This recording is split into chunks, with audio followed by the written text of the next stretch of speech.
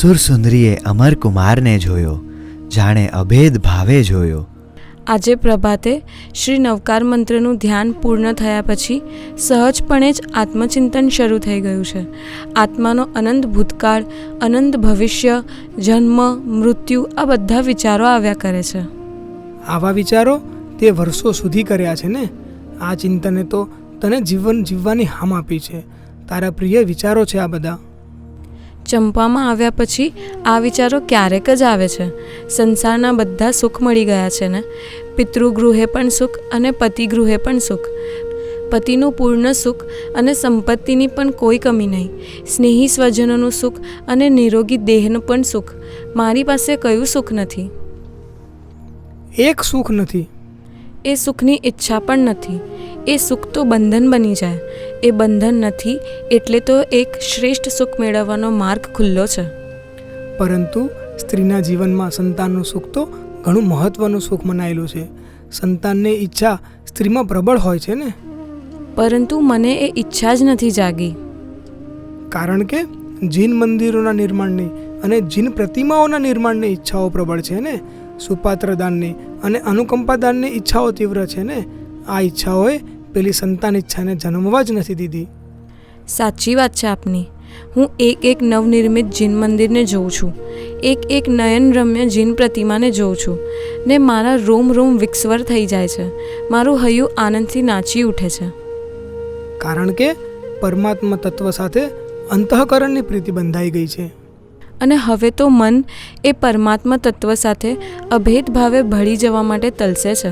પરમાત્માની આજ્ઞાનું યથાર્થ પાલન કરવાના મનોરથ પ્રગટે છે. ક્યારે એ જીન આજ્ઞાઓનું પાલન કરવાનો અવસર આવે? આપણે યથાશક્તિ પાલન તો કરી જ રહ્યા છીએ ને. ઘણું જ અલ્પ. ગૃહસ્થ જીવનમાં કેટલું પાલન થઈ શકે? જીનાજ્ઞાનું સંપૂર્ણ પાલન ચારિત્ર જીવનમાં જ શક્ય છે. નિર્ગ્રંથના જીવનમાં જ સમુચિત પાલન થઈ શકે. ચારિત્રનું જીવન સરળ નથી. ઘણું દુષ્કર હોય છે એ જીવન. છતાં એ જીવન જીવવું અશક્ય તો નથી જ. હજારો સ્ત્રી પુરુષો એવું જીવન જીવી રહ્યા છે ને. તો આપણે પણ એવું જીવન કેમ ન જીવી શકીએ? એ જીવન જીવવા માટે અપૂર્વ સત્વ જોઈએ. એવું સત્વ આપણામાં પણ પ્રગટી શકે. જ્ઞાનમૂલક વૈરાગ્ય જોઈએ.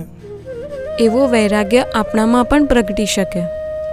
ઇન્દ્રિયોની ઉત્તેજનાઓ, કસાયોની પરવસતા અને કષ્ટો સહન કરવાની ભીરુતા એ વૈરાગ્યને વેર વિખેર કરી નાખે. વૈરાગ્ય સ્થિર, દ્રઢ અને વૃદ્ધિગત રાખવા માટે તીર્થંકરોએ અનેક માર્ગો બતાવ્યા છે. જો જ્ઞાનમાં મગ્ન રહેવામાં આવે, બાહ્ય અભ્યંતર તપશ્ચર્યા કરવામાં આવે, ધ્યાનમાં લીન રહેવામાં આવે તો વૈરાગ્ય અખંડ અભગ્ન રહી શકે. પરંતુ રાગ દ્વેષના પ્રબળ ઉછાળા આવી જાય તો જ્ઞાન, ધ્યાન અને તપસ્યા પણ ક્યારેક બચાવી શકતા નથી આત્માને. રાગ દ્વેષનો નિગ્રહ કરી શકાય છે, સંયમ કરી શકાય છે. પણ જો એ સંયમ રાખવામાં નિષ્ફળ જવાય તો? એ ભય શા માટે રાખવો? જીનાજ્ઞા મુજબ પુરુષાર્થ કરવો આપણું કર્તવ્ય. ફળની ચિંતા ન કરવી જોઈએ. નિષ્ફળતાની કલ્પના જ ન કરવી જોઈએ. પરમાત્માનો પ્રેમ, એમની ભક્તિ આપણામાં એવી શક્તિનો સંચાર કરે છે કે આપણે પરમાત્માની આજ્ઞાનું પાલન કરવા શક્તિમાન બની શકીએ. ભક્તિમાંથી અપૂર્વ શક્તિ જન્મે છે. અમરકુમાર સુરસુંદરીની સામે જોઈ જ રહ્યો. તેના મુખ પર અપૂર્વ તેજ ચમકી રહ્યું હતું. તેની આંખોમાંથી વૈરાગ્ય નીતરી રહ્યો હતો. અમરકુમારના મન પર સુરસુંદરીની વાતો સચોટ અસર કરી રહી હતી. ચારિત્ર ધર્મ, સંયમ ધર્મની ઊંડી ઊંડી ચાહ પ્રગટી રહી હતી. સુરસુંદરીએ કહ્યું, નાથ, સદ્ગુરુનો યોગ પ્રાપ્ત થાય અને સંયમ ધર્મ સ્વીકારવાની ઈચ્છા તીવ્ર થઈ જાય તો શું આપ મને અનુમતિ આપશો? ખૂબ મૃદુ, કોમળ અને પ્રેમપૂર્ણ શબ્દોમાં સુરસુંદરીએ પૂછ્યું. એટલે શું તું એકલી ચારિત્ર માર્ગે જઈશ? આપને તો રાજ્યની જવાબદારી વહન કરવાની રહેશે ને? ના, તું જો સંસારનો ત્યાગ કરી જાય તો હું સંસારમાં રહી જ ન શકું. તારા વિનાનો આ સંસાર મારા માટે શૂન્ય છે. ગુણમંજરી એ હું જ છું નાથ. ના, ગુણમંજરી એ ગુણમંજરી છે અને તું એ તું છે. ગુણમંજરીનો આપના પ્રત્યે અગાધ પ્રેમ છે. આપના ચરણે એ સંપૂર્ણ સમર્પિત મહાસતી છે. સત્ય છે તારી વાત, પરંતુ મારા હૃદયની સ્થિતિ જુદી છે. હું એના વિના જીવી શકું એમ મને લાગે છે, તારા વિના ન જીવી શકું એમ મને લાગે છે. એટલે ચારિત્ર ધર્મનો જો અંગીકાર કરવાનો હશે તો આપણે બંને સાથે જ અંગીકાર કરીશું. મારા આપના વિના ગુણમંજરીનું શું થાય એનો વિચાર આપણે કરવો જોઈએ ને. એવો અવસર આવશે ત્યારે વિચાર કરવાનો છે ને. આપની વાત યથાર્થ છે, પરંતુ એવો અવસર નિકટના ભવિષ્યમાં જ આવી શકે એમ મારું હૃદય બોલે છે. તો ગુણમંજરીને બોલાવી લઈશું, એને વાત કરીશું, પરંતુ હમણાં તું માતા પિતાને આવી કોઈ વાત ન કરીશ. આપની આજ્ઞા શિરોધાર્ય છે. સુરસુંદરીએ મસ્તકે અંજલિ જોડી મસ્તક નમાવીને અમરકુમારની વાતનો સ્વીકાર કર્યો. રાત્રિનો પ્રથમ પ્રહર પૂર્ણ થયો હતો. અમરકુમાર શ્રેષ્ઠી ધનાવહને મળવા એમના ખંડમાં ગયો. સુરસુંદરીની સ્મૃતિમાં રત્નજટી અને તેની 4 પત્નીઓ ઉપસ્થિત થઈ. નંદીશ્વર દ્વીપ અને મહામુનિ મણિશંખ ઉપસ્થિત થયા. તે રોમાંચિત થઈ ગઈ. જો અમે ચારિત્ર લઈશું, સાધુ ધર્મ અંગીકાર કરીશું, તો રત્નજટી અને 4 રાણીઓને હું અહીં આવવા નિમંત્રણ મોકલીશ. એમના ઉપકારોને હું કેમ ભૂલી શકું? કેવો એ ઉત્તમ પરિવાર છે, ગુણોથી સમૃદ્ધ, નિસ્વાર્થ પ્રેમ છલોછલ ભરેલો. મારા એ ધર્મભ્રાતાને સંદેશો પહોંચાડનાર કોઈ મળી જાય તો અત્યારે જ સુખ શાંતિના સમાચાર મોકલું, પણ એ વિદ્યાધરોની દુનિયામાં જનાર કોણ મળે? સુરસુંદરીને ગુણમંજરીના વિચારો આવ્યા. રાજા ગુણપાલના શબ્દો યાદ આવ્યા. બેટી, ગુણમંજરી તારા ખોળે છે. સુરસુંદરી વિહવળ બની ગઈ. જો ગુણમંજરી પ્રસન્ન ચિત્તે ચારિત્રની અનુમતિ ન આપે તો એની અવગણના કરીને તો મારાથી એનો ત્યાગ ન કરાય, અને એનો મારા પર અગાધ સ્નેહ છે. એ મને અનુમતિ ન જ આપે. હા, જો એ સંતાનના બંધનમાં બંધાણી ન હોત તો અમારી સાથે એ પણ ત્યાગના માર્ગે આવવા તૈયાર થઈ જાત, પરંતુ એ અલ્પ સમયમાં જ માતા બનશે. સુરસુંદરી ગૂંચવાઈ ગઈ. જાણે કે ચારિત્ર લેવાનું જ છે એવા ભાવ પ્રવાહમાં તે વહી રહી હતી. સંસારના અપાર સુખોની વચ્ચે રહેલી સુંદરીનું મન સંયમના કષ્ટોને વધાવવા અધીરું બની ગયું હતું. વિચારોથી મુક્ત થવા તેણે શ્રી નવકાર મંત્રનું સ્મરણ કરવા માંડ્યું. સ્મરણ કરતાં કરતાં તે નિદ્રાધીન થઈ ગઈ. હૃદયમાં વૈરાગ્યના રત્નદીપને ઝલતો રાખીને સુરસુંદરી સંસારના સુખોને ભોગવે છે. 5 ઇન્દ્રિયોના વૈષયિક સુખોને ભોગવે છે. અમરકુમારના હૃદયમાં પણ વૈરાગ્યનો દીવો સળગતો છે. એ દીવો બુઝાતો નથી. સંસારના કર્તવ્યોનું પાલન કરીએ જાય છે. જીન શાસનની પ્રભાવનાના અનેક કાર્યો કરીએ જાય છે. મહિનાઓ વીતે છે. એક દિવસ બેનાતટ નગરેથી રાજદૂત આવ્યો અને શુભ સંદેશ આપ્યો. ગુણમંજરીએ પુત્ર રત્નને જન્મ આપ્યો છે. માતા અને પુત્ર સ્વસ્થ અને નિરોગી છે. ધનાવહ શ્રેષ્ઠીએ રાજદૂતને મૂલ્યવાન રત્નોનો હાર ભેટ આપ્યો. મંદિરોમાં મહોત્સવ મંડાવ્યા. ભવ્ય ભોજન સમારંભ યોજ્યો. ગરીબોને છૂટે હાથે દાન આપ્યું. રાજા રીપુમર્દને કેદીઓને મુક્ત કર્યા.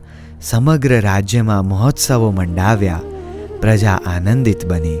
અમરકુમારે મૃત્યુંજયને બેનાતટ નગરે રવાના કર્યો. ગુણમંજરીને પુત્ર સાથે ચંપા લઈ આવવા માટે. મહારાજા રીપુમર્દનની રાજસભા ભરાઈ. અમરકુમાર મહારાજાની પાસેના જ સિંહાસન પર બેઠો. રાજસભાનું કાર્ય શરૂ થઈ ગયું. ત્યાં ઉદ્યાન પાલકે રાજસભામાં પ્રવેશ કર્યો. મહારાજાને પ્રણામ કરી તેણે નિવેદન કર્યું. મહારાજા, જ્ઞાનધર નામના મહામુનિએ અનેક મુનિજનો સાથે ચંપાનગરીને પાવન કરી છે. હે કૃપાવંત, એ મહામુનિ સૂર્ય જેવા તેજસ્વી છે, ચંદ્ર જેવા શીતલ છે, ભારેણ પક્ષી જેવા અપ્રમત્ત છે. તેઓની આંખમાંથી કૃપા વરસે છે.